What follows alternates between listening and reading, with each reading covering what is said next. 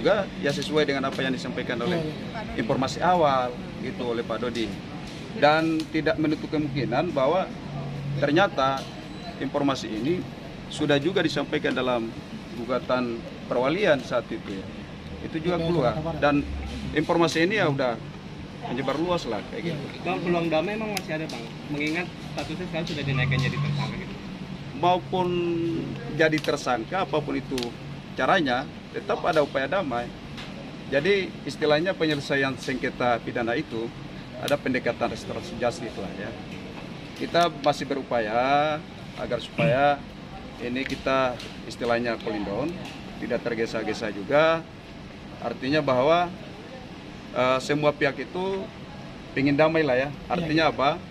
Artinya dengan kondisi perkara ini yang membuat bahwa Mbak Marlin ini ya jadi terganggu juga, rumah tangganya juga terganggu lah, ya kan? Apalagi Mbak Marlin ini adalah udah punya 5 anak, dan paling kecil itu adalah 1 tahun lebih ya, kurang lebih. Itu kan kasihan, istilahnya. Ya banyak harus diurusi masa depan anak-anaknya. Ya kita nggak mau lah kalau seandainya ini diperpanjang.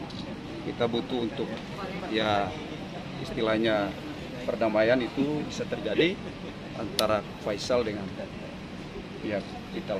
Berarti dari Teteh sendiri berarti udah siap damai juga ya Teh sama Pak? Keinginannya mengajukan damai. Pertama juga kita sih sudah 3 kali sebenarnya sama kemarin juga sebenarnya kita pengen ketemu empat mata sama Bapak Haji Faisal sama Pak Sandi juga gitu. Cuma ya mungkin sedikit tambahan ya.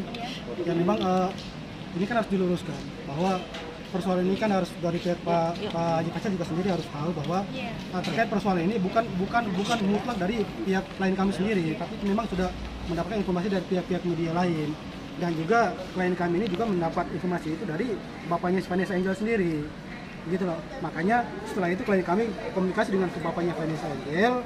Setelah bapaknya Vanessa juga sudah memaafkan, dan bapaknya Vanessa juga buat surat pernyataan bahwa ia memaafkan klien kami. Ya sudah clear, begitu loh. Mungkin itu saja.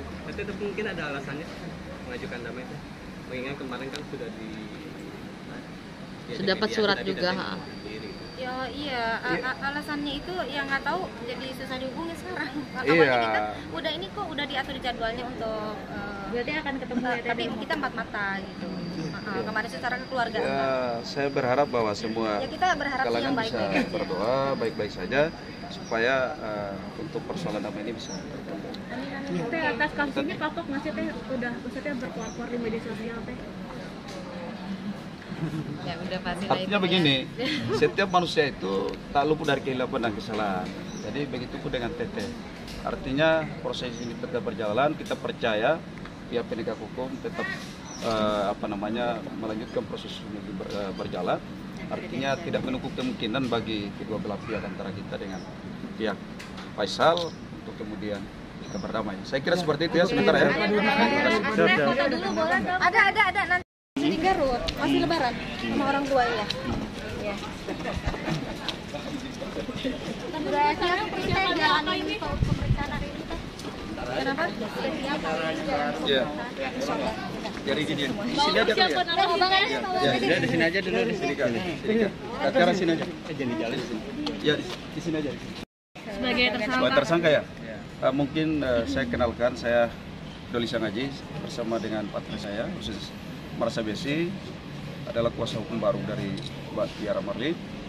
Kemudian hari ini tepat pada tanggal 15 Juni 2022 atas panggilan penyidik Polres Krimsus Depok dalam rangka dipanggil untuk memberikan keterangan tambahan terkait dengan status klien kita yang ini adalah tersangka. Apalagi nih? Untuk persiapannya sendiri gimana nih Teh?